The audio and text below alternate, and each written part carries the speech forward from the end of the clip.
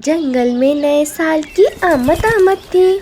सभी पक्षी नए साल की तैयारियों में लगे हुए थे। उसी जंगल में एक चिड़िया रानी भी रहती है। चिड़िया रानी तमाम पक्षियों से ज़्यादा अमीर थी। वो हर साल अपने घर के आगे एक बहुत बड़ी पार्टी रखती। नए साल की आने की खुशी में वो सभी तमाम पक्षियों को उस पार्टी में बुलाती थी। इस साल भी वो नए साल की तैयारियों में लगी हुई थी। एक दिन वो बाजार से कुछ चीज़ें लेने जा रही थी। उसकी मुलाकात दूसरी चिड़िया से होती है। अरे चिड़िया रानी, तुम इतनी जल्दी जल्दी कहाँ जा रही हो? खैर तो है ना? हाँ बहन, मैं ना नए साल की पार्टी के लिए बहुत मसरूफ़ हूँ। उसके लिए ही कुछ सामान लेने मार्केट जा रही हूँ। अच्छा चिड़िया रानी, हम तो समझे इस बार तुम पार्टी नहीं करोगी नए साल की, क्योंकि तुम्हारे बच्चे छोटे हैं। इसलिए हम समझे कि तुम इस बार शायद पार्टी का इंतज़ाम ना करो। अरे नहीं नहीं बहन, मैं इस साल भी पार्टी करूँगी। तुम ना सभी जंगल के पक्षियों को बता देना कि नए साल पे मेरे घर के पास आ जाएं। हम सभी पक्षी मिलके वहीं पर पार्टी करेंगे। ठीक है चिड़िया रानी, तुम फिक्र मत करो, मैं ये बात सभी पक्षियों को बता दूंगी। फिर चिड़िया रानी वहाँ से उड़ जाती है। दूसरी चिड़िया सभी पक्षियों को जाकर पार्टी के बारे में बताती है।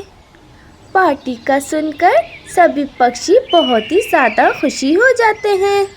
तभी मिट्ठू तोता बोलता है, अरे ये तो अच्छी बात है, कम से कम हम सभी पक्षियों को अच्छा खाने को तो मिलेगा नए साल में। और साल में एक ही बार तो अच्छे खाने को मिलता है।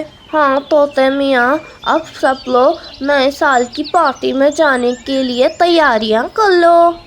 सभी पक्षी नए साल की तैयारियों के लिए मसरूफ़ हो जाते हैं। नए साल की रात को सभी पक्षी चिड़िया रानी के घर के पास आके खड़े हो जाते हैं। चिड़िया रानी का घर बहुत सुंदर सजा हुआ था। सभी पक्षी देखकर हैरान हो जाते हैं। वहीं वे कालू कौवा अपने दोनों बच्चों के साथ आया हुआ था।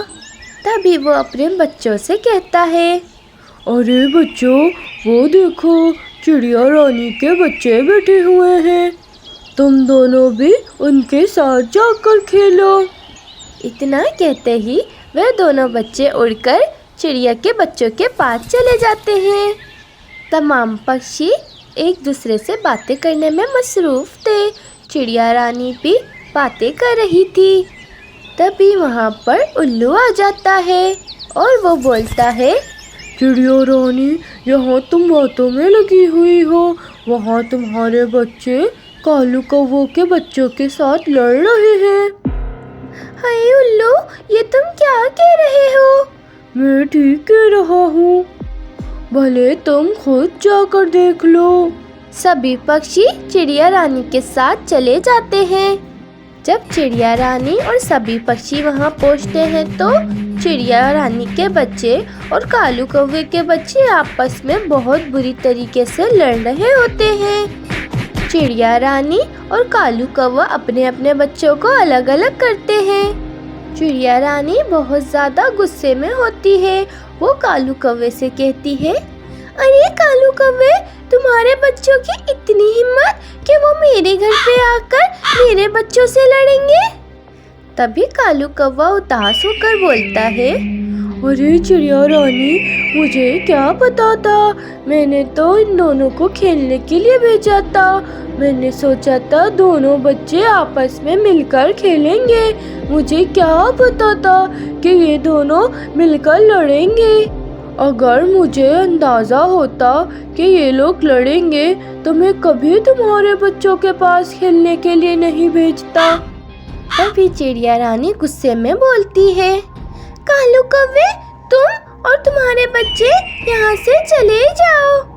सभी पक्षी हैरान हो जाते हैं। तभी वहाँ पर चील बोलती है, अरे चिड़िया रानी, ये अपने बच्चों को यहाँ से लेकर कैसा चला जाए? अभी तो हमने खाना भी नहीं खाया है। मैं ये सब कुछ भी नहीं जानती, बस ये अपने बच्चों को लेकर यहाँ से चला जाए। सभी पक्षी परेशान हो जाते हैं। तभी एक बुजुर्ग मिट्ठू तोता वहाँ पर आता है और बोलता है, अरे चिड़िया रानी, तुम्हें ऐसा नहीं करना चाहिए। घर हुए आए मेहमानों को ऐसे निकालना नहीं चाहिए। आज रात से नया साल शुरू होने वाला है। अगर आज तुम लोग लड़ पड़ोगे तो नया साल कैसा गुजरेगा? बच्चे तो आपस में लड़ते ही रहते हैं, तो क्या तुम लोग भी बच्चों की तरह आपस में लड़ोगे? तभी कालू कौवा उदास होकर बोलता है, अरे नहीं मिट्ठू मियाँ, कोई बात नहीं, मुझे खाना नहीं खाना है। मैं अपने बच्चों को लेकर यहाँ से जा रहा हूँ। आ जाओ मेरे बच्चों, हमें यहाँ से चलना चाहिए। तभी चिड़िया रानी पे बूढ़े मिट्ठू तोते की बातों का असर होता है।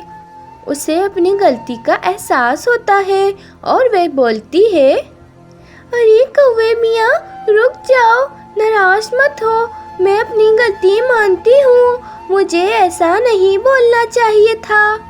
बूढ़े मिट्ठू मियाँ ने बिल्कुल ठीक कहा, बच्चे तो बच्चे होते हैं, हमें भी क्या बच्चों की तरह लड़ना चाहिए। अरे रानी चिड़िया, ऐसा मत बोलो, तुम्हें अपनी गलती का एहसास हो गया, इतना ही बहुत है। शुक्रिया कालू कौवे। अच्छा चलो सभी पक्षियाँ आ जाओ, खाने का वक्त हो गया है, वरना खाना ठंडा हो जाएगा। सभी पक्षी बहुत ज़्यादा खुश हो जाते हैं और मज़े मज़े के खानों से अपना पेट भरते हैं। दूर किसी जंगल में कालू कौवे का परिवार रहता था। कालू कौवा और रानी कौवी बहुत ही ज़्यादा शातिर थे। रानी, आज तो मीठा मीठा हलवा खाने का दिल चाह रहा है, तुम आज भोजन में गाजर का हलवा बना लो। हाँ मम्मा, पापा भी ठीक कह रहे हैं, मेरा भी गाजर का हलवा खाने का मन कर रहा है। हाँ, मेरा तो यही काम है, मैं रोजाना लोगों की फरमाइशें पूरी करती रहूं और मेरी फरमाइशें कोई भी पूरी न करे। अरे क्या हुआ रानी, आखिर ऐसी कौन सी फरमाइश है तुम्हारी जो मैंने पूरी नहीं की? कालू जी, मैं अपने मायके से कितने सारे सोने के गहने लाई थी, पर आपने मेरे सारे सोने के जेवर बेचकर ये घर ले लिया। अब तो मेरे पास कुछ भी नहीं है। रानी, उस समय हमें पैसों की ज़रूरत थी और गहने तो मुश्किल वक्त में ही काम आते हैं, और मैंने तुमसे कहा तो था जब मेरा काम चलने लगेगा तो मैं तुम्हें सारे सोने के गहने दोबारा से दिला दूंगा।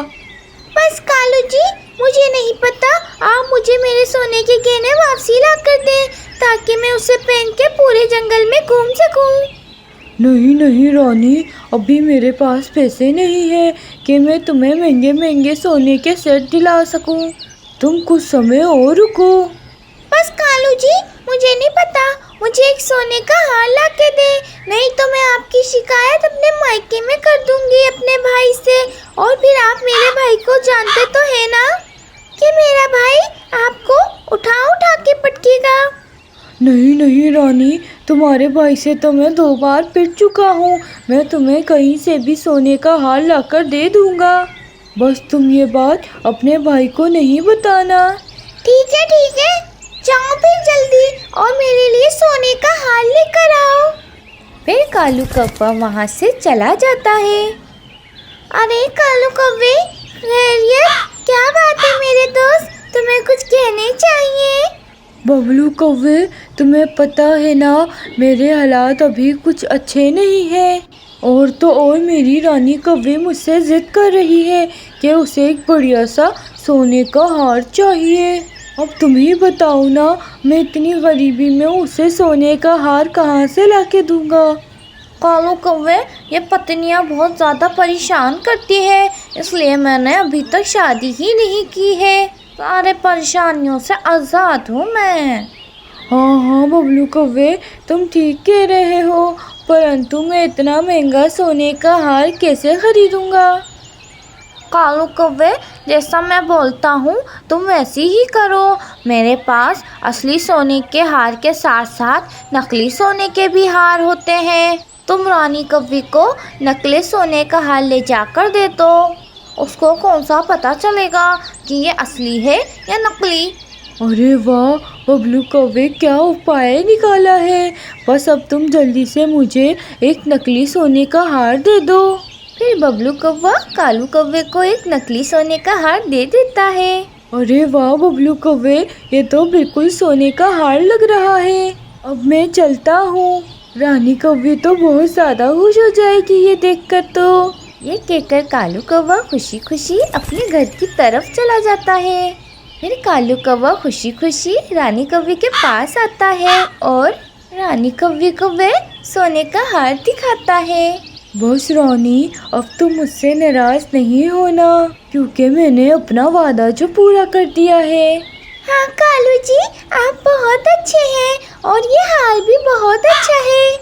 अब मैं आपसे कभी नाराज नहीं होंगी और आपकी शिकायत अपने भाई से कभी भी नहीं करूँगी।